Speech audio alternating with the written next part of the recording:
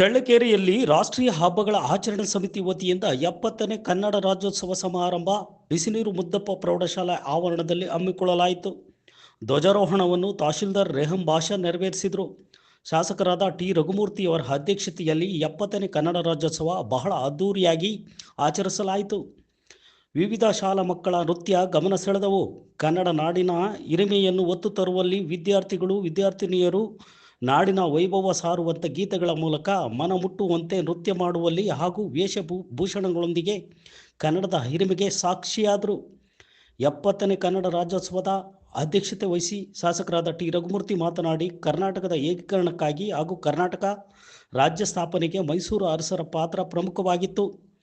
ಕನ್ನಡ ಭಾಷೆಗೆ 2000 ಇತಿಹಾಸವಿರುವ ಭಾಷೆಯಾಗಿದ್ದು, ಕನ್ನಡ ಭಾಷೆಗೆ 7 ಜ್ಞಾನಪೀಠ ಲಭಿಸಿದ್ದು, ಕನ್ನಡ ಭಾಷೆ, ನೆಲ, ಜಲ, ಕಲೆಗೆ ಹೆಸರಾದ ಕರ್ನಾಟಕ ನಾಡಿಗೆ ದುಡಿದಂಥ ನಾಯಕರನ್ನು ನೆನೆಯುವುದು ನಮ್ಮೆಲ್ಲರ ಕರ್ತವ್ಯ. ಇವರ ಪರಿಶ್ರಮದಿಂದ ಕನ್ನಡ ನಾಡು ಅತಿ ಎತ್ತರಕ್ಕೆ ಬೆಳೆದಿದೆ ಎಂದು ಹೇಳಿದರು. ಈ ಕಾರ್ಯಕ್ರಮದಲ್ಲಿ ವಿವಿಧ ಕ್ಷೇತ್ರಗಳಲ್ಲಿ ಸಾಧನೆ ಮಾಡಿದ ಸಾಧಕರನ್ನು ಸನ್ಮಾನಿಸಲಾಯಿತು. ಈ ಕಾರ್ಯಕ್ರಮದಲ್ಲಿ ತಹಶೀಲ್ದಾರ್ ರೆಹಂ ಬಾಷರ್ ಅವರು 70ನೇ ಕನ್ನಡ ರಾಜ್ಯೋತ್ಸವದ ಸಂದೇಶ ನೀಡಿದರು. ಸರ್ಕಾರಿ ನೌಕರರ ಸಂಘದ ಅಧ್ಯಕ್ಷರಾದ ಸಿ.ಟಿ. ವೀರೇಶ್ರವರು ಕನ್ನಡದ ಸಮಗ್ರ ವಿವರಣೆ ನೀಡಿದರು.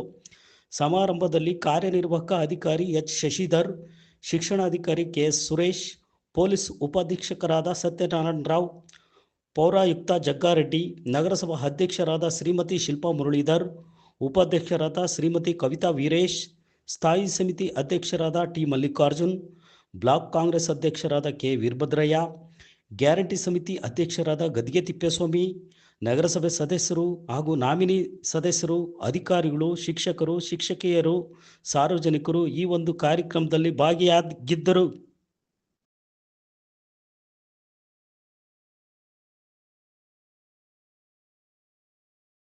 ನಾನು ಮಾಡಿದಂಥ ಸಾಧನೆಗಳಿಗೆ, ನಾನು ಮಾಡಲಿಕ್ಕೆ, ಸಾಧನೆ ಮಾಡಲಿಕ್ಕೆ ಅಥವಾ ನಾನು ಕೆಲಸ ಮಾಡಲಿಕ್ಕೆ ಕಾರಣಕರ್ತರಾದ ಈ ಕ್ಷೇತ್ರದ ಮತದಾರರು ಬಹುಶಃ ಅವರು ಕಾರಣ ಆಗ್ತಾರೆ.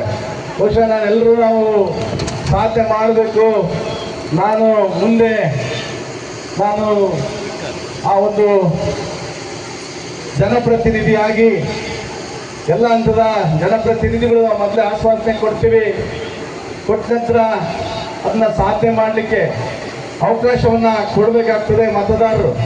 ಆ ಕೆಲಸವನ್ನು ಚಳ್ಳಕೆರೆ ಕ್ಷೇತ್ರದ ಮತದಾರರು ಮಾಡಿದ್ದಕ್ಕೋಸ್ಕರ